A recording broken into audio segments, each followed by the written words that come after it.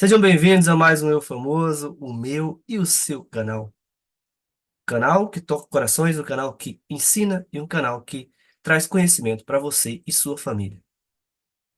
E hoje vamos falar sobre um projeto social que está fazendo a diferença na sociedade, aqui no estado do Rio de Janeiro, tanto na cidade do Rio de Janeiro, quanto em cidades da Baixada Fluminense, que é o projeto do Instituto Bezerra de Menezes, que há 11 anos está lutando, batalhando em prol dos vulneráveis que estão na rua.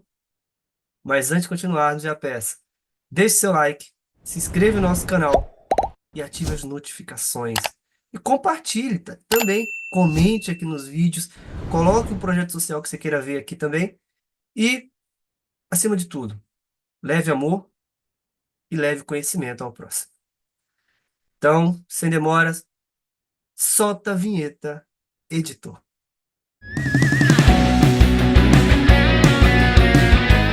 Seja bem-vindo, Luiz Paulo, ao Famoso.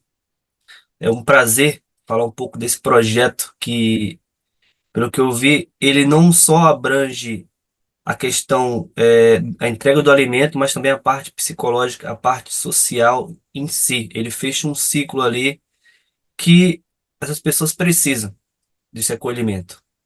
E isso é muito importante. Vi que o projeto tem 11 anos, né? Desde 2013. E, Aham. e vi que atua não só na questão da capital, mas também em outros municípios do Rio de Janeiro. Eu queria que você falasse um pouquinho sobre esse surgimento do projeto e como é que ele está se desenvolvendo hoje. Ele surgiu com uma vontade de levar alimentos para os moradores de rua, né? Eu já faço esse trabalho desde os 14 anos, e aí eu fazia alguns centros espíritas que distribuía comida nas ruas, e eu comecei a ver que tinha um pessoal mais necessitado que os moradores de rua, que era o pessoal da Cracolândia. E ninguém tinha coragem de entrar na Cracolândia. Porque para entrar na Cracolândia você tinha que passar pelo tráfico, você tinha que estar muitas vezes de noite nas ruas, porque era o horário que eles paravam. E as pessoas tinham medo da Cracolândia, as pessoas tinham julgamento, porque achavam que eram todos vagabundos, que iam roubar, que viviam na marginalidade. Então eu percebi que os grupos tinham empatia com moradores de situação de rua, mas não tinha com os dependentes químicos, que são doentes, que precisam de ajuda. Então eu resolvi fazer um grupo. A gente saiu no dia do meu aniversário, despretensioso, só para a gente levar alguns lanches. E aí nós percebemos que era interessante fazer isso todo mês. Aí depois achamos interessante fazer isso toda semana, que era um trabalho não de entrega para a Cracolândia, mas de empatia. Porque a gente leva 500 sopas, pão, muita água, café, banana, roupa, kit higiene, que é muito importante.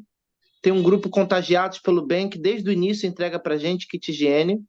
É uma parceria que a gente tem muito antiga e a gente entrega os kits higiene, que é muito importante porque dignifica ele, porque é um lugar onde ele vai tomar banho, aonde ele tira aquele cheiro ruim, aonde ele tira a sujeira. É muito importante o kit higiene. E sapatos, a gente leva algumas coisas.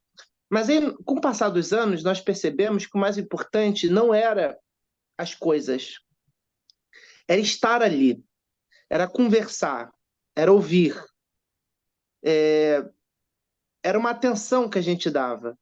E aí, nós somos todos ecumênicos, né? Tem todo tipo de religião, tem espíritas, tem católicos, tem ateus.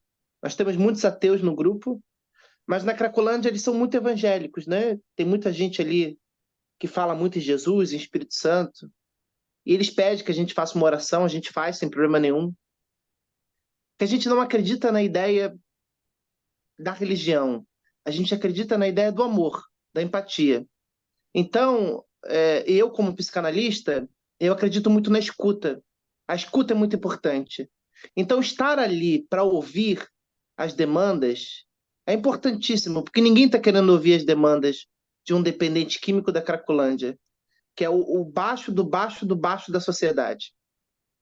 E às vezes ele está com dor, ele precisa de um Dorflex, Às vezes, aí a gente vai na farmácia, compra um Dorflex.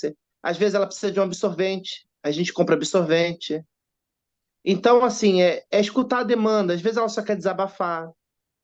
E aí a gente faz esse trabalho desde 2013, né? Nesse formato com Cracolândia. E aí nós temos, há 4 anos, nós resolvemos abrir uma ONG, onde a gente começou colocando esportes, jiu-jitsu, judô, curso de inglês, natação, psicólogo, que era o principal para mim, psicólogo, psicanalista e psiquiatra, alfabetização, apoio escolar, aula de artesanato, a distribuição das cestas básicas. Na época da pandemia, chegamos a 700 cestas básicas. Hoje a gente entrega uma média de 200 cestas básicas. Austin, Nova Iguaçu e Gramacho, que é o nosso pupilo. A gente gosta muito do trabalho em Gramacho. E a gente pega muitos móveis, né? Pessoas que morreram entregam móveis para a gente. Pessoas que estão querendo se desfazer, a gente pega e leva nas comunidades. E damos muitos chovais por mês, muitos, muitos, muitos. E tem muita cadeira de rodas e andador. Deve dar uma média aí de 4 cadeiras de rodas por mês. Ou a gente ganha ou a gente compra e entrega. Então as pessoas já sabem que a gente entrega, então elas já vão para a fila de espera. Enxoval é uma média de 8, 9 por mês. Enxoval super completo, incluindo carrinho, incluindo berço, incluindo o enxoval todo. A gente monta o quarto da criança. Então, operamos em tudo que necessita de ajuda que a gente consiga fazer. E nós achamos muito importante, nós cortamos os esportes, né? Porque ficamos sem dinheiro, fomos para uma casa menor, e ficamos com a alfabetização, apoio escolar, que a gente acha importantíssimo. A gente não pega qualquer criança, a gente pega criança de 9 a 14 anos que ainda não sabe ler nem escrever. Crianças realmente com dificuldade, que ninguém conseguiu alfabetizar. É essas que a gente pega. E o apoio escolar para algumas que têm algumas dificuldades motoras, psicológicas, e a gente trabalha junto com psicólogo e com psiquiatra para fazer o acompanhamento completo da criança. E temos uma clínica gratuita de psiquiatria e psicólogos e psicanalistas e junguianos, freudianos, lacanianos, tem de tudo. Onde a gente atende essas pessoas que não têm condição nenhuma de pagar. Nosso critério é atender só pessoas da comunidade. Então a gente só atende quem realmente não tem condição nenhuma de pagar nada. E aí pegamos muito morador em situação de rua, catador de lixo, mães solo de comunidade. E a gente faz esse atendimento e temos o trabalho em Gramacho, que é um trabalho especial que a gente faz por fora, que Gramacho é dividido em 3 partes, né? Os supostos ricos, né, de Gramacho, que fica na beira da estrada, ali na beira do início, os do meio, que são mais pobrezinhos, e uma comunidade chamada Quatro Rodas, que não tem absolutamente nada. São 230 famílias e eles não têm saneamento básico e a luz acabou de chegar. Então, assim, as casas são todas feitas de tapume, não tem tijolo, e as crianças passam muita dificuldade. Não, não vai para a escola porque a roupa está suja, porque não tem água há 2 semanas. Então, nós montamos uma estrutura onde a gente leva carro-pipa todo mês. A gente espera até o dia 10. Se ninguém doar carro-pipa para eles, a gente leva os 4 carro-pipas, caminhão-pipa. E tentamos levar comida todo mês para eles e levamos um RH para tentar conseguir emprego. Mas é muito difícil. Ali falta escolaridade, ali falta documentos, ali falta muitas coisas. O Estado realmente não se faz presente ali. Ali é um abismo. E então a gente tenta sanar de algumas formas, né? Compramos alguns remédios controlados para algumas pessoas que tomam alguns remédios controlados que não tem no SUS. E tentamos abraçar com cadeira de rodas, com enxoval, com remédios, com comida. Fazemos as festas lá, então fazemos sempre Natal. A gente gosta muito de Natal. Natal são uma média de 18 festas em 18 lugares diferentes. Asilo, abrigo, orfanato, rua, moradores em situação de rua do centro da cidade, Cracolândia, Gramacho, Austin, Queimados. E temos as famílias de Queimados, que é uma parte bem pobre de Queimados, é como se fosse um sertão lá dentro. E as doações não chegam porque a milícia não deixa entrar. E aí nós conseguimos entrar, então a gente leva as comidas e leva as roupas, e leva muita, muita, muita roupa. A gente entrega uma quantidade absurda de roupa por mês. E roupas boas, que a gente faz uma triagem, então a gente só leva roupa boa. E eu diria que a nossa maior preocupação hoje é com Gramacho. Nosso sonho é conseguir levar saneamento básico para Gramacho. Porque é inadmissível, em pleno 2024, em pleno Rio de Janeiro, né, estado do Rio de Janeiro, as pessoas ainda estarem fazendo suas necessidades no meio do mato. Falando em Gramacho, Gramacho, na verdade, ele é um problema social que eles arrancaram o lixão, só que não vieram com o suporte para essa perda de renda, essa perda de trabalho que essas famílias tinham em cima do lixão, não deram um acolhimento para que se desenvolvesse da maneira que tinha que se desenvolver. Aham. Eu percebo isso em Gramacho. E aí vocês falando sobre isso, só confirma aquilo que a gente vê, que existem muitas ações para a limpeza de uma área de uma sociedade, para organização social estrutural, mas organização pessoal, suporte para aqueles que estavam naquela situação que você quer fazer uma limpeza esteticamente para deixar mais bonito, ou alguma ação, você não tem um suporte psicológico, pessoal, financeiro, você não tem esse suporte de saneamento, você não tem, você só tira e abandona. Sim, sim. E é onde o Estado não se faz presente, né? Ali não se faz presente de forma nenhuma. E aí o poder paralelo acaba pegando a frente, né? Então você tem uma milícia comandando ali, o que deixa a situação mais difícil ainda. A nossa grande preocupação é Gramacho, porque realmente ali é completamente abandonado e demanda muito dinheiro, e dinheiro a gente não tem, a gente faz milagre. Eu não tenho apoio do governo, eu não tenho edital nenhum, eu não tenho empresários. É do meu dinheiro e do dinheiro de mais alguns amigos que colocam. E acabou, a gente vive disso.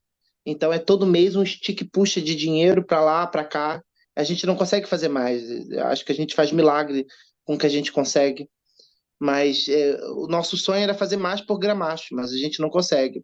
Na época da pandemia, entrou muito dinheiro porque as pessoas se solidarizavam, então a gente conseguiu fazer muito mais. Na pandemia foi o momento que a gente mais trabalhou. Entregávamos comida todos os dias da semana, passamos todos os dias entregando alimentos pelo Rio de Janeiro inteiro, e as cestas básicas tinha mês de 400, tinha mês de 700, teve um mês que chegamos a 800 cestas básicas. Então, assim, na pandemia rolou muito dessa ajuda. O que a gente precisava hoje, de verdade, era um captador de recursos. Alguém que somasse a gente para conseguir captar recursos, para a gente conseguir ajudar. Pessoas que entendessem de edital, que eu não tenho ninguém na equipe que entenda, para que a gente conseguisse ajudar mais o pessoal de Gramacho e ajudar mais essa clínica social. A gente faz um trabalho muito grande de prevenção de suicídio. Então, eu passo à frente todas as pessoas que tocam no nome de suicídio. Nós temos uma lista de espera para o atendimento de psicanálise e psiquiatria, e eu faço uma entrevista. Então, quando eu descubro que tem tendência suicida ou tocou no assunto, a gente passa à frente e joga para a clínica. Eu ia te perguntar isso. A gente está no mês do Setembro Amarelo, que é prevenção. Aham. E aqui no canal nós estamos com uma série justamente falando sobre isso. Setembro Amarelo, com psicólogos, várias pessoas, e inclusive depoimentos de pessoas que tiveram familiares que aconteceram, suicidaram e a família ficou. E hoje essa pessoa dá palestras explicando um pouco dessa importância, porque quem vai não sabe o que fica, qual a dor de quem fica. Essa é a grande verdade. E aí eu ia te perguntar, como é que está sendo esse acolhimento, essa parte que você já começou até a falar um pouco, foi intensificado agora no Setembro Amarelo, mas isso já é constante pelo que eu percebo no teu projeto durante o ano inteiro, essa Desde o prevenção. início, o tempo todo. Nós temos uma fixação com os suicidas, porque nós acreditamos que é o maior sofrimento possível. Porque você chegar ao ponto de abrir mão da vida e ir para algum lugar que ou é duvidoso de onde vai, se você for ateu, Ou se você for religioso, é algo tenebroso, porque todas as religiões condenam o suicídio. Então, ou é uma dúvida, ou é algo tenebroso. E você escolher ir para esse lugar do que ficar aqui na Terra, é porque a sua vida está muito difícil. Então você precisa muito de ajuda, mas muito, muito, muito, muito, muito. Então a gente tenta arrumar bolsa em esporte para que o adolescente ou a pessoa consiga fazer uma natação, consiga fazer uma academia. A gente tenta investir e cuidar de uma forma geral para que o suicídio vá se desmanchando. Não é um trabalho fácil. O suicida ele vai girando, né, em torno daquilo ali, e o tempo todo ele vai voltando para aquela ideia. É uma ideia contínua. Mas para uma ideia contínua precisa de um trabalho contínuo. Precisa passar o tempo todo ali em volta dele, ajudando, apoiando, auxiliando. Mas é um trabalho difícil. Mas a gente tem essa necessidade desde o início. Nós colocamos muitas pessoas que têm pensamentos suicidas para trabalharem no projeto. E é uma forma delas valorizarem a vida, né? Porque quando elas entram numa Cracolândia e vê um adolescente jogado no chão, alguém se prostituindo por R$ 5, ou todo mundo sujo por uma pedra de crack, e você lembra que você tem a sua casa limpinha, sua família, toda, não diminuindo a dor, sabe? Mas a pessoa passa a comparar um pouco e começa a ver que a vida dela talvez não seja tão miserável assim como ela imaginava. Dura pouco tempo, depois ela volta a achar que a vida é muito miserável, mas ela volta a fazer a entrega de novo. E junto com o apoio psicológico, e junto com o esporte, que a gente acha muito importante, eu particularmente eu acho interessante quando a pessoa tem fé em alguma coisa. Fé em qualquer coisa, né? Fé em Ganesha, fé em Buda, fé em Sai Baba, em qualquer coisa, mas que ela tenha fé, porque há alguma coisa do sobrenatural que facilita um pouco a, a permanência aqui na Terra em meio a tantas frustrações e tantas dores. Porque eu acredito que aqui nós temos dores infinitas. Então eu acho que há alguma coisa da fé que faz suportar um pouco. Por isso que a gente colocou o nome do Instituto, Instituto Bezerra de Menezes. Nós não somos uma instituição espírita, nós não temos religião, mas temos um exemplo que foi o Bezerra de Menezes, que é um exemplo para mim, que foi um homem que atendeu de graça, morreu pobre porque dividiu tudo que é dele, foi um homem contra a escravidão, que lutou a favor da abolição, e um homem que pregou contra o racismo, contra os preconceitos, um homem à frente do tempo. Então eu acredito nesse tipo de fé. É que importa, eu vejo muito a questão. Tem até um ditado, fala, mente vazia é a oficina de tudo que acontece na vida. Você começa a imaginar besteiras, várias coisas. Quando você dá uma ocupação para essa pessoa, a parte, ela tem uma fé, acredita em alguma coisa, já é um início de um caminho, e você dá todo um suporte para ela consiga ocupar a sua mente com coisas boas, você constrói uma pessoa melhor. Quando você não tem esse suporte e você não consegue dar esse acolhimento, essa pessoa fica solta. E ela entra na questão do estou abandonada, ninguém se importa comigo. É o que eu vejo muito nas pessoas de rua, em situação de rua. Eu vejo quando estou passando na rua, às vezes eu não consigo ajudar, mas eu passo, eu faço uma oração depois que eu passo.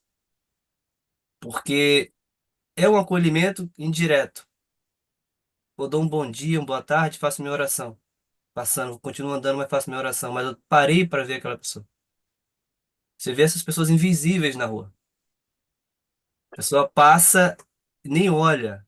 Ou olha, a pessoa tá fazendo, por exemplo, aqueles pessoas que fazem a coleta de material reciclável para gerar alguma renda. As pessoas olham com um olhar estranhamento. A pessoa está mexendo no lixo, mas não, ali é um meio de sobrevivência dela. Eu faço questão de dar bom dia, boa tarde, boa noite quando estou passando. E você percebe que aquela pessoa não é o que ela queria estar fazendo. Eu Tem acho que tem mais que isso. Eu acho que falta o abraço, sabe? isso. A gente, quando entra, a gente abraça. E eles estão sujos e são marginalizados. Então eles se assustam com o abraço. E um abraço faz toda a diferença. Uhum. E eu vejo, eu acho que a sociedade em si, ela tá cada vez com. Hoje existe um problema muito sério, a questão do amor ao próximo. Tá tudo muito automático no que eu tenho que fazer. na forma como eu preciso fazer. Mas o humano, o lado humano de abraçar, acolher, falar, estou contigo, você acha pouco, não só em moradores em situação de rua, mas em várias situações da sociedade. E você, como psicanalista, você sabe muito bem disso, você atende pessoas. Sim. E aí eu te pergunto, o que você vê, o que você acha que a gente pode melhorar como ser humano para dar esse suporte para as pessoas, não só as pessoas em situação de rua que o projeto acolhe, mas em si, as pessoas que são próximas a gente. Eu acho que só se trata de empatia. Eu acho que empatia é a palavra principal. É, nós recebemos uma vez um recado espiritual, né? E nós não chamamos de Instituto Bezerra, nós nos chamamos Casa da Compreensão, porque nós temos que compreender o outro mediante a qualquer necessidade. Eu falaria da empatia, porque é um exercício antigo e bobo, mas funciona muito, que é se colocar no lugar do outro. O que que a gente faz no Natal? Eu penso assim, se eu estivesse na rua ou se eu estivesse na Cracolândia, o que que eu gostaria de comer se me trouxesse uma ceia de Natal? Então eu coloco arroz com amêndoas, eu coloco tiramisu, eu coloco chester, eu coloco tudo que eu gostaria de comer. Então eu dou um jeito, arrecado dinheiro e compro tudo que eu gostaria de comer. Então, quando a gente vai na Cracolândia, eu penso muito assim: como eu gostaria de ser tratado se eu estivesse naquele local? Eu gostaria de ser tratado com respeito, com um abraço, que me olhassem nos olhos e que me ouvissem. Então eu escuto o outro. Eu acho que o que falta no ser humano ainda é se colocar no lugar do outro. Se tem um homem na rua pedindo um dinheiro, eu não quero saber se é para ele beber ou se é para comer. Não me importa. Porque se eu quiser beber, eu não tenho meu dinheiro para beber. Então, se ele quiser beber, dá o dinheiro para ele beber. Tá tudo bem. O que ele vai fazer com aquele dinheiro não é um problema meu, é um problema dele. Agora, conseguir dividir o que a gente tem. E, e é muito mais do que dividir o que sobra da nossa mesa. Eu acho que o ser humano que ajuda, os que eu vejo ajudando, eles dão um farelo da comida, eles dão o resto da comida. Eles se acham caridosos por darem o que sobrou do almoço. Não, isso eu não vou comer, então eu vou embrulhar e vou levar para o morador de rua. Não tem caridade ali. Ali é o resto. Eu acho que tem que ser dividido o que nós temos. Diminui-se o nosso luxo e divide com quem vive no lixo. Diminui.